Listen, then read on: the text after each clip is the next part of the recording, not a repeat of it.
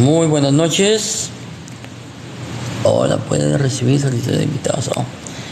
Gloria a Dios, aleluya.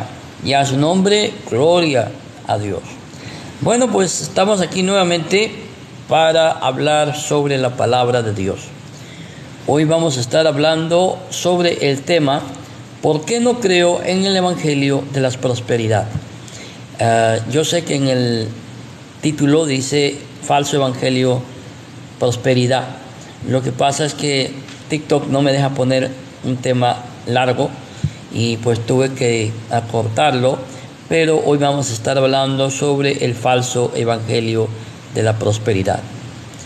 Dentro del evangelicalismo han surgido muchas falsas doctrinas que hoy están afectando la vida de muchos creyentes. Es triste, pero hay que reconocerlo. Muchos creyentes hoy en día están viviendo un falso evangelio. Un evangelio que no está centrado en este libro, en la palabra de Dios. Y es lamentable que mucha gente caiga en esos engaños sencillamente porque no conoce la palabra de Dios. A lo largo de la historia podemos observar el movimiento o movimientos los cuales tratan de manipular a Dios, así como me están oyendo. Hoy en día, muy sutilmente, se ha metido la idea, la concepción, que a Dios se le puede manipular, que a Dios se le puede hacer manita de puerco, como dicen en México. Yo sé que este video lo ven muchas personas que no son mexicanas. Pero en México se le dice manita de puerco. ¿Y qué es la manita de puerco? Bueno, todos conocemos lo que es un puerco, un cochino, un cerdo. Sabemos qué tipo de qué animal estoy hablando. Si usted ha visto las patitas de los puercos, de los cochinos, marranos, como se le diga en su país, usted se puede dar de cuenta que la tienen de esa manera. Entonces, cuando en México dicen te voy a hacer manita de puerco, es porque cuando le agarran la mano, los judiciales, por cierto, no todos, pero algunos, le hacen manita de puerco. ¿Y qué es la manita de puerco? Bueno, pues que le agarran la mano y se la doblan para adentro. Y si usted se la hace así un poco, va a ver que sí le duele. Entonces, algunos policías, así me le dice eso, hacen eso para, doblegar a una persona. Entonces, si usted le hace así su mano, le va a doler y la persona automáticamente dice, sí, cómo no, señor, amablemente, así por la paz cualquiera, ¿no? Así, amablemente, claro que sí. Entonces, a muchos evangélicos les han hecho manita de puerco. Les han vendido un evangelio que no tiene nada que hacer. Y a Dios se le trata de hacer la manita de puerco.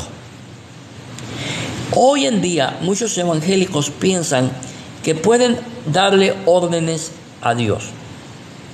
Algunos llegan a la idea que a Dios se le puede cambiar de opinión. En otras palabras, si Dios, el juez del universo, ha decidido hacer algo, usted como hijo de Dios puede manipular a Dios y cambiar su parecer. Y tienen versículo bíblico para eso. ¿Se acuerdan cuando Dios envía a un profeta, a un rey?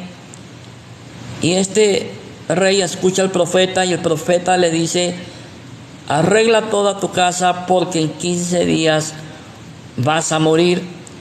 Dice la Biblia que el rey se levanta de su aposento y empieza a clamar a Dios y le dice a Dios, Señor, acuérdate que tu siervo te ha sido fiel, que no me he rebelado en contra tuya, que me he sometido a tu voluntad. Y dice la Biblia que Dios le dice a Elías, devuélvete y dile al rey que yo le añado 15 días más a él. Para mucho evangélico, este rey cambió lo que Dios había establecido. Pero realmente cambió el rey por su petición lo que Dios ya había establecido. No. Lo que pasa es que Dios en su soberanía sabía perfectamente que este rey iba a orar. Y en su misericordia, Dios le dice al rey que le añade 15 días más o 15 años más de vida.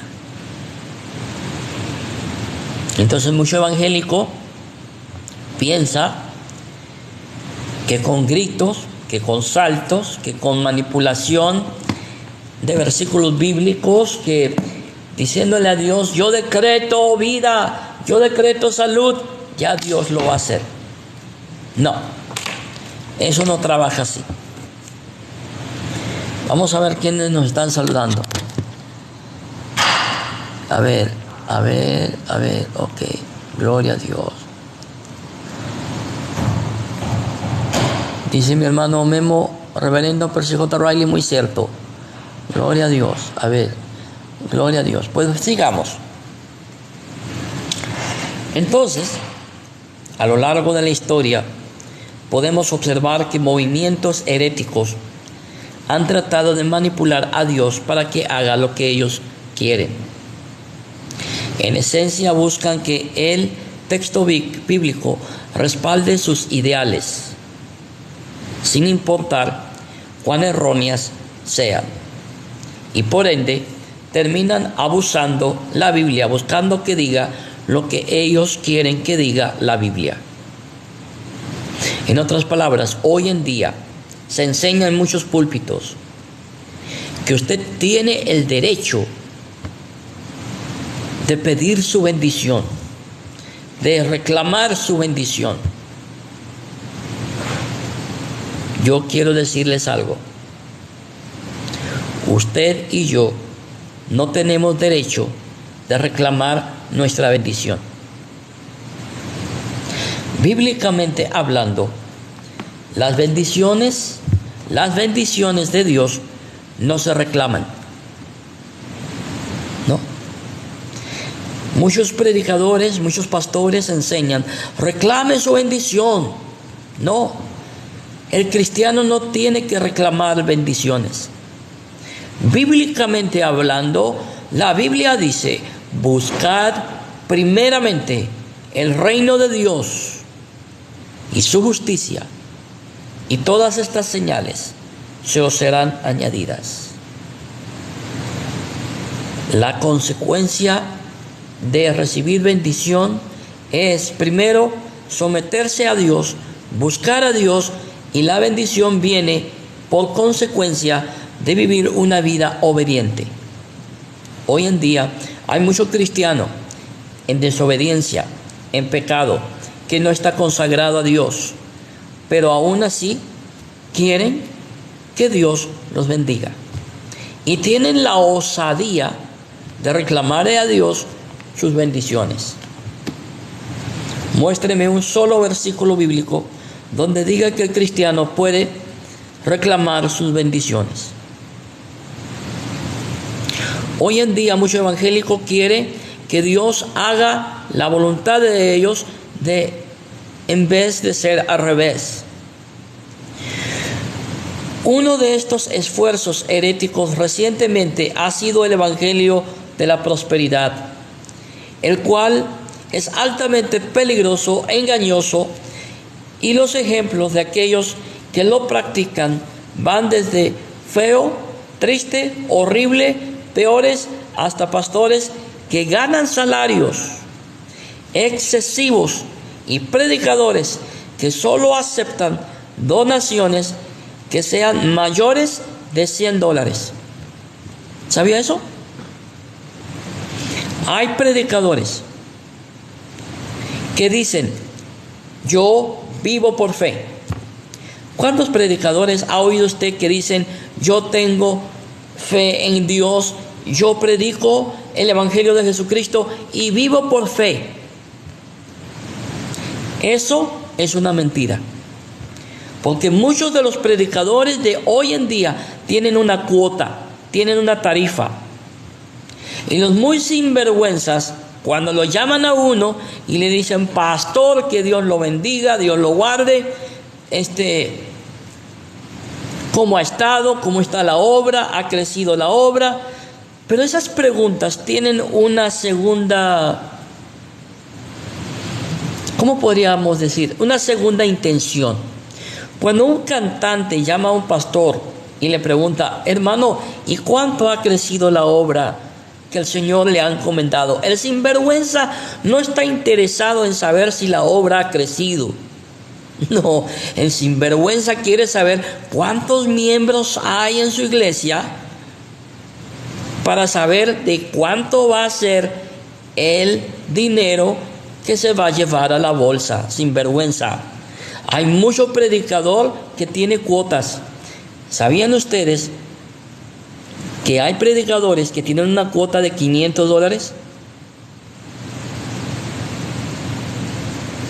Hay predicadores que van a la iglesia y le dicen al pastor, mi cuota, pastor, es de $500.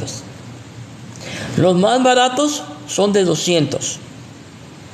De 200 para arriba. No es broma, es en serio. Hay predicadores que tienen su cuota. Hubo un predicador en cierta ocasión que yo invité a la iglesia. Bueno, él me llamó y me insistió tanto que me dijo, hermano, yo voy a predicar, hermano, yo vivo por fe, amo a Dios, predico el Evangelio, soy cantante. Me insistió tanto que le dije, mira, hermano, está bien, lo voy a invitar.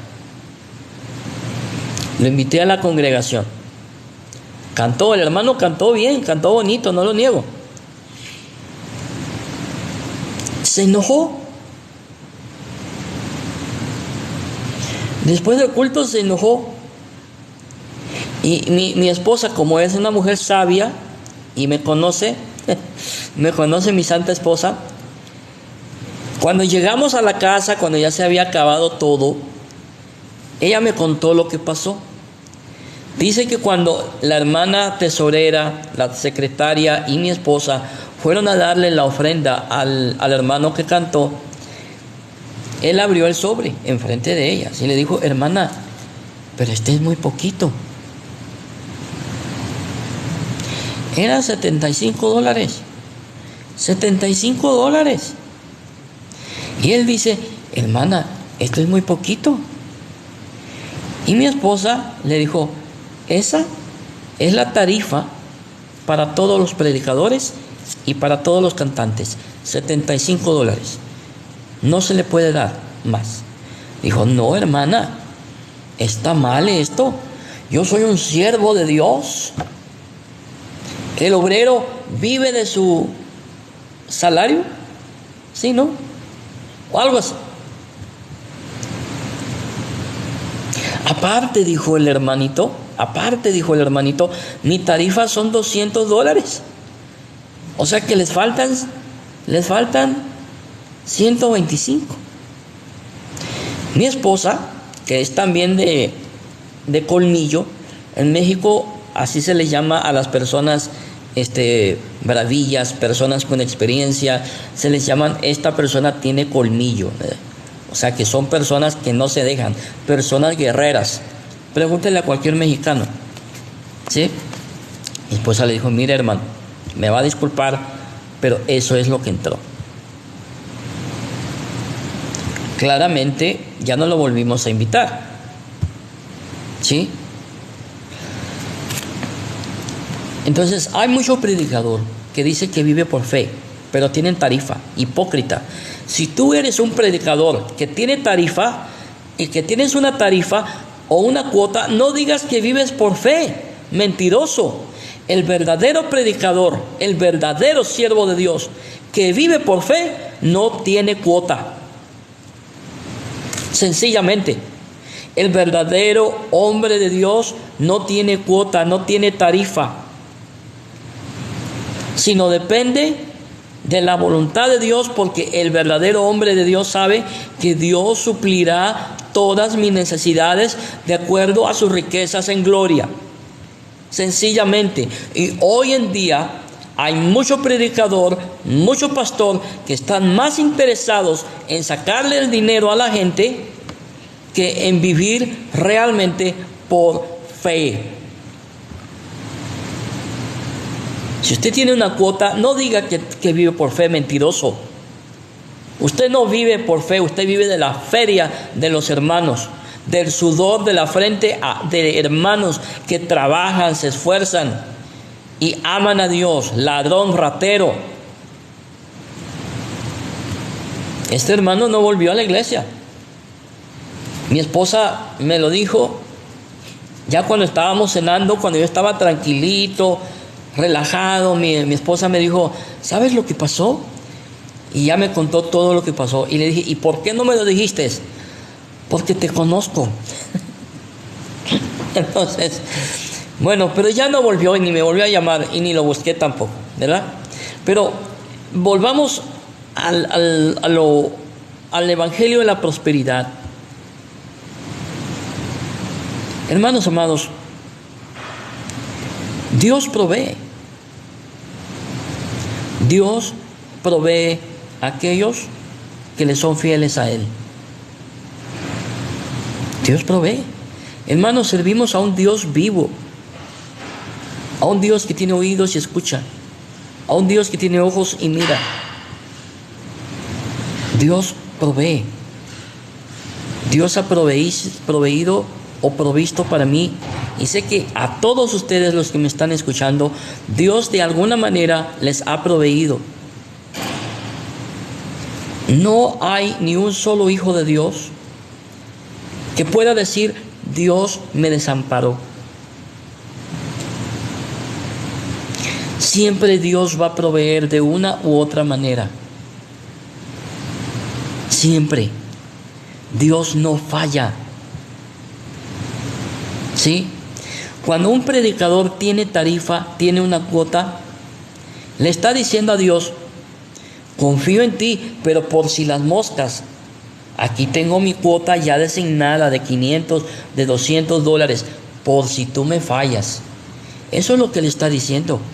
Pero Dios provee. La Biblia dice, joven fui y he envejecido, y no he visto justo desamparado, ni su simiente que mendigue pan. ¿Sí? Mi suegra, la mamá de mi esposa, es una mujer que le gusta ayudar, que le gusta brindar ayuda. Ella vive en la Ciudad de México. Y ustedes conocen la Ciudad de México. Ustedes conocen cómo se vive allá en la Ciudad de México. A veces llegaban los albañiles a construir algo o hacían una obra en la calle, y a veces mi suegra los veía ahí sentados y ella les decía, muchachos, pásenle para adentro, ya les preparé su desayuno. Y mi suegra los invitaba a comer. Y ella es así. A veces mis cuñados se enojaban con ella y les decía, mamá, ¿por qué mete a gente que no conoce? Ustedes, silencio, yo sé lo que estoy haciendo. Algún día ustedes se van a dar de cuenta por qué lo estoy haciendo.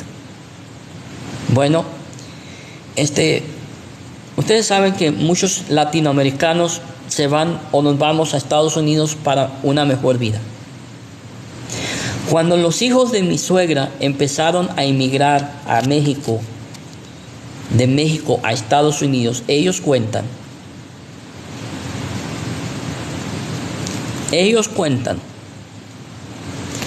que nunca les faltó comida, que nunca les faltó un lugar donde los invitaran a dormir, a pasar la noche y a comer.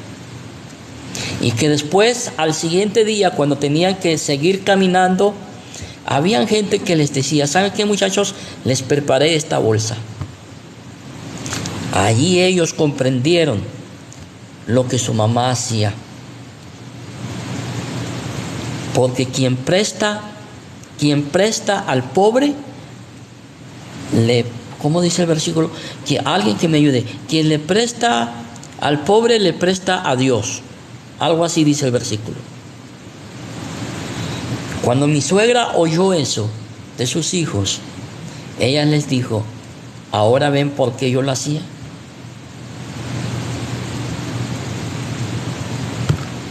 Entonces, hermanos amados, Dios no se olvida del trabajo que tú has hecho.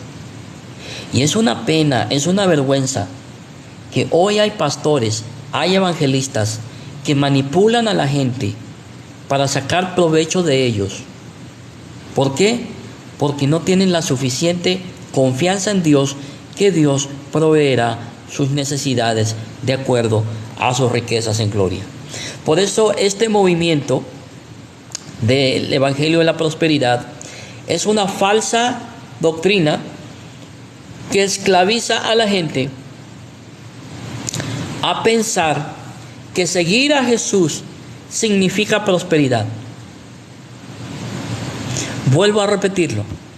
El Evangelio de la Prosperidad es falso porque pone en la gente la falsa idea de que seguir a Jesús es prosperidad. Y no es así. Muchas veces el seguir a Jesús trae pobreza.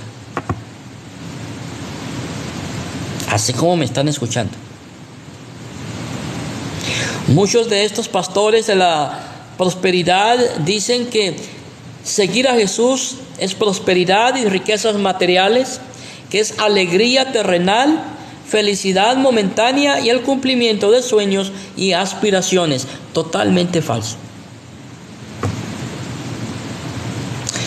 Da a la gente falsas esperanzas de salvación al igualar una buena vida física para una vida espiritual saludable. El falso evangelio de la prosperidad, quita los ojos del creyente hacia Cristo y los pone en el dinero.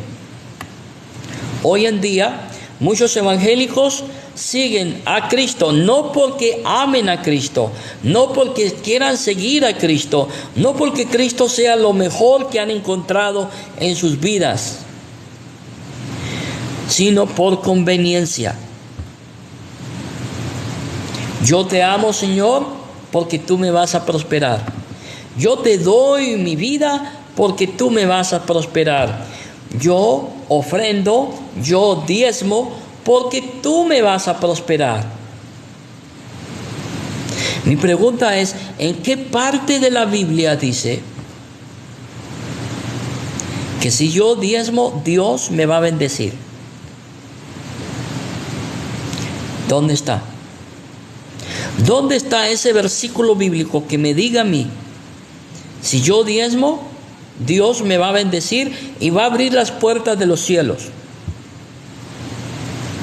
Lo que yo encuentro en la Biblia es totalmente diferente. Lo que yo encuentro en la Biblia es: clama a mí y yo te responderé y te mostraré cosas grandes que tus ojos no han visto.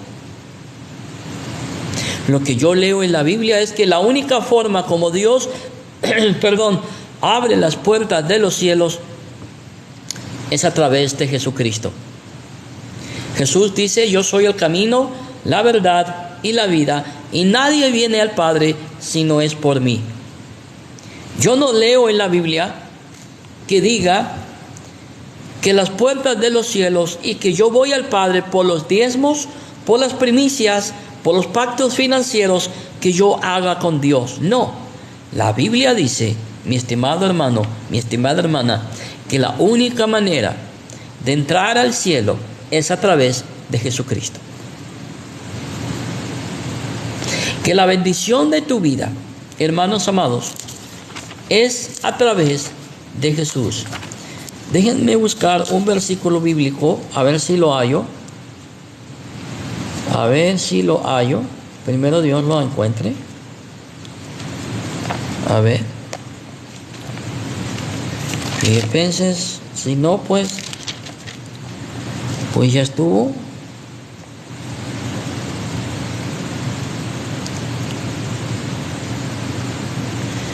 No, es Efesios, creo que es Efesios. Si no, pues lo voy a recitar. Yo quería leerlo de la Biblia porque Efesios...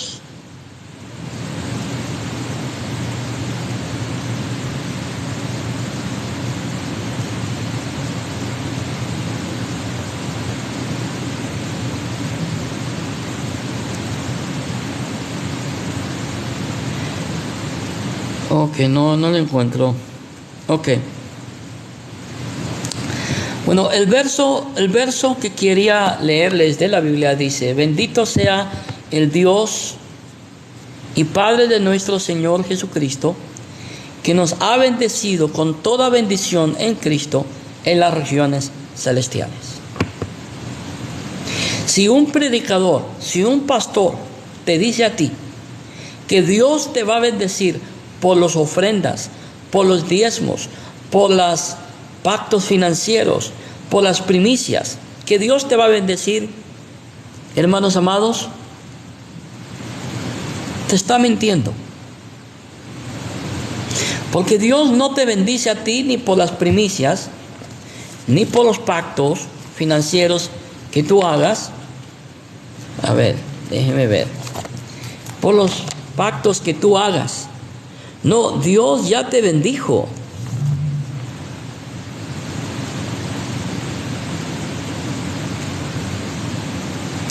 ¿Dónde está? Yo sé que estaba por aquí. Bueno, tengo aquí la computadora, pero bueno, así lo dejamos. En otras palabras, la bendición de Dios en tu vida viene por consecuencia de Cristo, no por consecuencia de los diezmos, ofrendas, pactos financieros y otras cosas más. No, todas esas cosas, hermanos amados, es manipulación de los pastores para sacarte el dinero. Tú ya eres bendito. Dios te ha hecho bendito por Cristo. La bendición de Dios en tu vida no depende de tu diezmo, depende de Jesucristo. Toda la bendición es consecuencia de Jesucristo. Las bendiciones, la prosperidad en tu vida es consecuencia de Cristo, no consecuencia de tu diezmo. Lamentablemente hoy en día al cristiano se le ha metido en la cabeza que entre más dé, Dios lo va a prosperar más. Eso es mentira del diablo. Eso es decirle al cristiano: quita tu mirada de Cristo y pon tu mirada en la bendición. No, usted pone su mirada en Cristo, usted sigue a Cristo y en consecuencia Dios lo va a prosperar, Dios lo va a bendecir. El falso evangelio de la prosperidad ha llevado a la gente a creer en un falso evangelio. Pero cuando vemos la escritura fácilmente podemos ver que el evangelio de la prosperidad no es el evangelio de Jesucristo. Y no es el evangelio de Jesucristo por estas tres razones.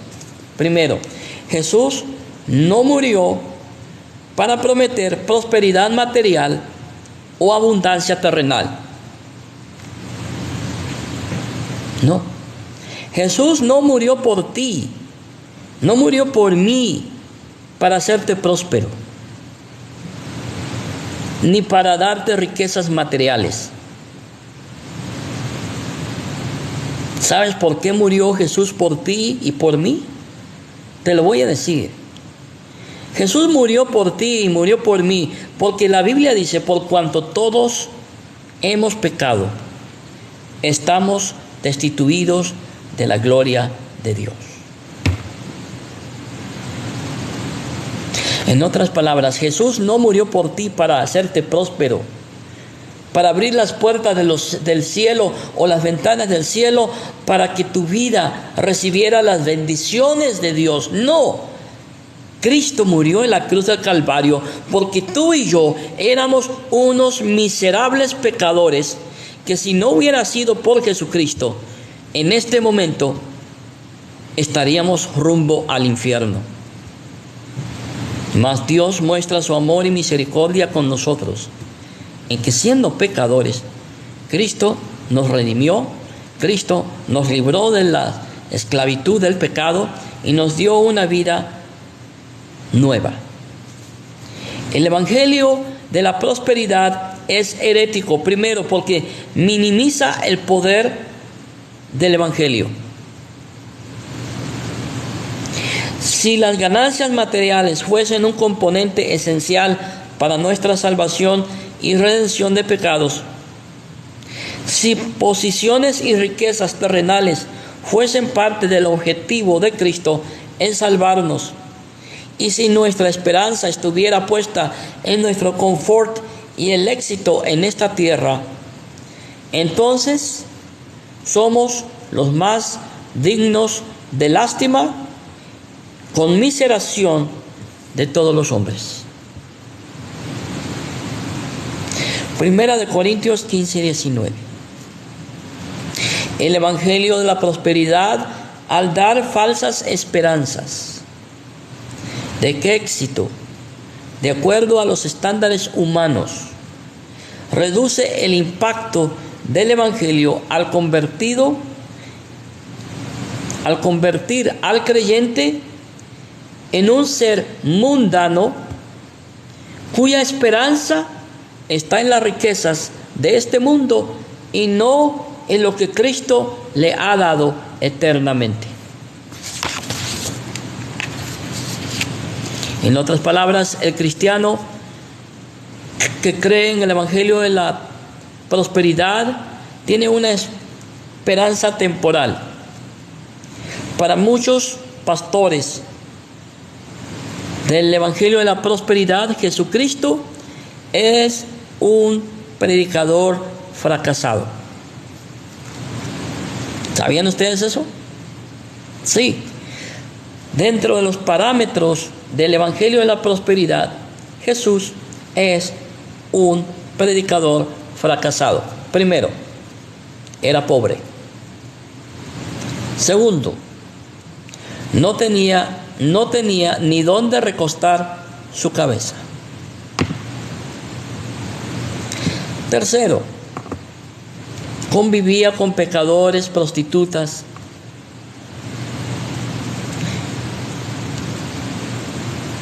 No tenía nada. Es más, hasta para entrar a Jerusalén tuvo que pedir un burrito prestado, un asno prestado, porque no tenía dinero ni para comprar uno propio.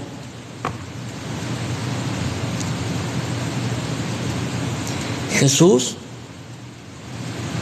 para los parámetros del evangelio de la prosperidad, no era un predicador de éxito.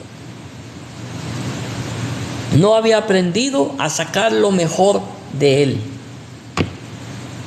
Era un pobre predicador. En otras palabras, el evangelio de la prosperidad pone énfasis no en Jesús, no en Dios, sino en las riquezas de este mundo. Pero fíjese bien, déjenme darles un ejemplo. Jesús no tenía oro ni plata, no tenía ni dónde recostar su cabeza, no la tenía, no tenía casa, era pobre. Y todos sus discípulos eran pobres, eran pescadores, eran iletrados. Pero hay algo sumamente importante. Hay algo sumamente importante. En cierta ocasión se le acercaron ciertos líderes religiosos y le preguntaron a uno de sus discípulos, a Pedro: oye, ¿tu maestro no paga los impuestos?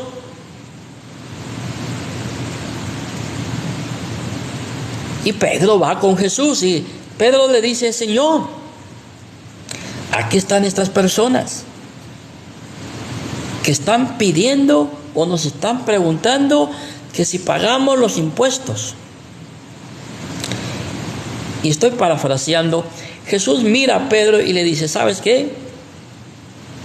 Agarra una caña de pescar, ve al mar y lo que pesques, ábrelo y vas a sacar de ahí dinero, una moneda. Y paga mis impuestos con esa moneda y también paga los tuyos. Sí saben ese versículo, ¿verdad? Un predicador que para los parámetros del Evangelio de la Prosperidad era un pastor o un predicador fracasado, tenía el suficiente poder para hacer que de un pez saliera el suficiente dinero para pagar sus impuestos y los impuestos de Pedro. ¿Saben por qué? Porque la verdadera prosperidad espiritual, mi estimado oyente, déjeme sacar algo. La verdadera prosperidad espiritual no está en cuánto dinero tengas en la bolsa. Son 10, 11, 12 y 13. Los pastores de la prosperidad enseñan que la verdadera prosperidad del creyente está en cuánto dinero tiene en la bolsa. Jesús nos enseña todo lo contrario. Jesús nos enseña que la verdadera prosperidad no está en las cosas materiales. Que la verdadera prosperidad del creyente está en saber usar el poder que Dios te ha dado. ¿Sí me entendieron? Ese es el problema con los cristianos hoy en día, que creen que el tener dinero, que el tener carros bonitos, que el tener una casa buena, y todo eso está bien que uno anhele tener bienes, está bien. Yo no estoy diciendo que no, yo no estoy diciendo que vivamos en la vil pobreza, no, yo no estoy enseñando eso. Lo que yo estoy enseñando es que no debemos de poner nuestro corazón en las cosas terrenales, que nuestro corazón debe de estar puesto en Cristo. Él proveerá mis necesidades de acuerdo a sus riquezas en gloria. A ver, ¿qué dice aquí mi hermano MS? Dice, la bendición espiritual son los frutos del Espíritu: paz, amor, templanza. Amén, gloria a Dios. Cristo, Jesús, sabía usar el poder de Dios, sabía usar lo que Él tenía. ¿Cuántos pastores de la prosperidad hoy en día usted ha visto en los hospitales orando por los enfermos? Guillermo Maldonado le ordenó ya saben quién, al COVID, que desapareciera. Cuando este hombre, según el apóstol de Jesucristo, le ordenó al COVID que desapareciera, ¿qué ocurrió? El COVID aumentó. Primero, porque no es un apóstol. Segundo, es un falso pastor. Tercero, no es un predicador del evangelio. Hermanos amados, estamos viviendo en tiempos de apostasía, en tiempos en los que, hermanos amados, necesitamos estar centrados en lo que es importante. Mire, Dios te va a bendecir, porque Dios te va a bendecir. Hermano, Dios te ha hecho bendición porque Cristo mora en tu corazón. Mira, te voy a poner un ejemplo y yo sé que ya lo he dado muchas veces. La próxima vez que vayas a un restaurante, fíjate cómo está ese restaurante. Fíjate cómo está cuando tú entras con tu familia. Y fíjate cómo lo vas a dejar cuando salgas de ese restaurante. Han habido ocasiones cuando hemos ido a comer con mi familia a restaurantes, y ese restaurante cuando llegamos está vacío. No hay casi gente, hay muy poca gente. Hay meseros hasta sentados en las mesas hablando entre ellos, porque el restaurante no está ocupado. Pero cuando ya nos vamos y pagamos pagamos todo, esos meseros que estaban sentados ahora están corriendo porque el restaurante está lleno. En otras palabras, usted no tiene que buscar la bendición de Dios. El cristiano no tiene que buscar la bendición de Dios. No, la bendición de Dios ya mora en usted. Jesucristo es la consecuencia de la bendición de Dios en su vida. El Salmo 23 dice: y las bendiciones me seguirán todos los días de mi vida. ¿Sí? Las bendiciones me seguirán todos los días de mi vida. En otras palabras, la bendición de Dios en su vida es consecuencia de seguir a Cristo. Usted siga a Cristo, séale fiel a Cristo, conságrese a Cristo y no va a tener necesidad de decir: Señor, bendice mi vida. ¿Por qué le pide a Dios que lo bendiga si ya Cristo mora en su vida? Es como esos falsos profetas que le dicen al creyente: mejores tiempos vendrán. ¿Por qué van a venir mejores tiempos si Cristo ya mora en el creyente? ¿Quiere decir que Cristo no es tan importante? ¿Que Cristo no es lo mejor que nos ha pasado? Fíjese bien, hay mucho profeta, mucho pastor que dice: vendrá, el Señor me muestra que vendrán mejores tiempos a tu vida. ¿Y Cristo qué? ¿Cristo qué? O sea que si tengo a Cristo, ¿algo mejor que Cristo? Hermano, no hay nada mejor que Jesucristo. En Cristo lo tengo todo. Todo lo que tengo es por Jesús. El carro que tengo es por Jesucristo. La casa que tengo es por Jesucristo. La vida que tengo es por Jesucristo. La bendición que tengo es por Jesucristo. No porque yo declare, no porque yo decrete. Es porque Cristo vive en mi corazón. Déjenme encender la luz.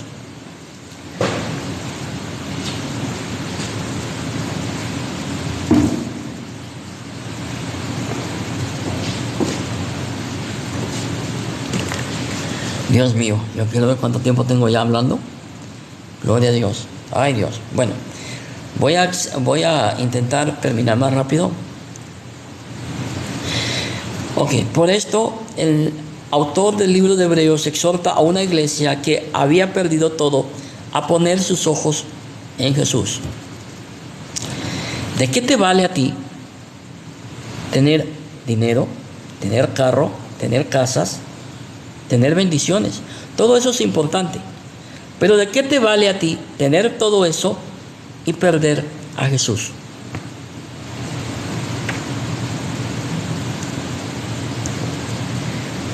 Dice la Biblia en Hebreos 12:2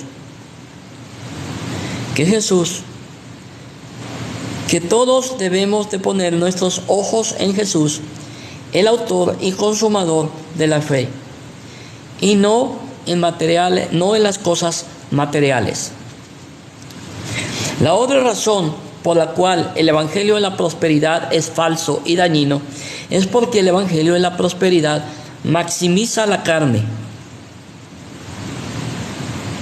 La Biblia advierte enfáticamente que los creyentes no deberían buscar ser ricos o económicamente prósperos a costa de seguir a Cristo. Pablo nos advierte sobre aquellos que se extraviaron de la fe por causa de ir tras riquezas materiales y reconocimiento de hombres. Primera de Timoteo, capítulo 6, versos 9 al 11. No solo eso, sino que en Efesios 5, Pablo llama a este tipo de deseo idolatría. Muchas veces, por no decir todo, critican a los católicos por ser idólatras. Bueno, adivinen qué.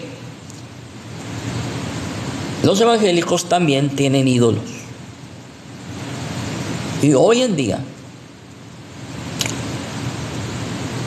uno de los ídolos que la iglesia tiene, bueno, que algunos, vamos a ser positivos, que algunos tienen, es el dinero. Dice, porque sabéis esto, que ningún fornicario o inmundo o avaro que es idólatra tiene herencia en el reino de Cristo y de Dios. Efesios 5:5. Aquí mi hermano me puso un versículo, el hermano Jorge. Efesios 5:5. Vamos allá. Gloria a Dios.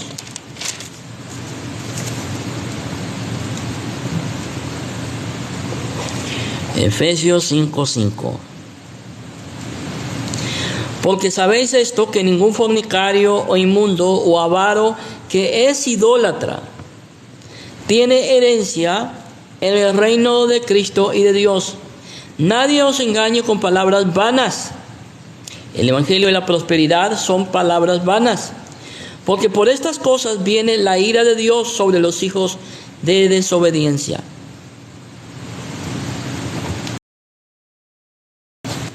En otras palabras, el evangelio de la prosperidad pone al creyente en un lugar muy peligroso, ya que lo hace idólatra del dinero, de las riquezas, del deseo, de la avaricia. Ir en pos de las cosas que su carne desea maximirá el apetito de su carne y las inclinaciones pecaminosas de su voluntad. Cuando nos fijamos en cómo se ve el verdadero evangelio en la Escritura, no encontramos el evangelio de la prosperidad. Hace unos días atrás veía un debate entre evangélicos y católicos, y los evangélicos empezaron, el tema era sobre si los padres de la iglesia evangélicos y predicaban la doctrina evangélica, y también deberían de probar la existencia de la iglesia evangélica en los 3 primeros siglos. Bueno, los evangélicos, como era de esperarse, leyeron solamente la Biblia y se olvidaron de todo lo demás, pero lo que ellos decían tenían razón. Yo no voy a decir que no tenían razón, tenían razón, ¿sí? Pero uno de ellos o los dos dijeron que la iglesia evangélica no creía en la sucesión apostólica, y es verdad, los evangélicos no creen en la sucesión apostólica, pero ellos dijeron, nosotros como evangélicos creemos en la sucesión doctrinal. ¿Y qué es la sucesión doctrinal? La sucesión doctrinal significa que ellos creen que ellos tienen la misma doctrina de la iglesia primitiva. Por eso es una sucesión doctrinal, porque los evangélicos creen